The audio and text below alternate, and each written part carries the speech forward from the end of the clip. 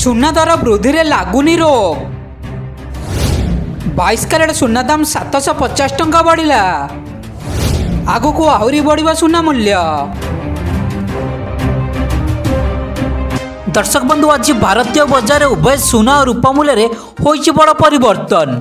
उभय 24 कैरेट और 22 कैरेट सुना मूल्य रे सामान्य वृद्धि देखा मिली। तेज सुना किणवा जाऊे नजर पकातु देशर प्रमुख सहर सहित ओडिशार प्रमुख सहर मानक केते रही सुना और रूपा मूल्य। आज ओडिशा राजधानी भुवनेश्वर में 24 कैरेट सुना मूल्य 10 ग्राम प्रति 76,300 टंका थिला बेले 22 कैरेट सुना मूल्य 10 ग्राम प्रति 70,100 टंका रेकर्ड करा जायछि। हेले ओडिशार अन्यतम सहर कटक संबलपुर बालेश्वर में सुना और रूपा मूल्य रे बहुत अंतर देखा मिली। आज ओडिशार पुरातन सहर कटक रे 22 कैरेट सुना मूल्य 10 ग्राम प्रति 70,120 टंका थिला बेले संबलपुर यार दाम 70,150 टंका रही सूचना रही।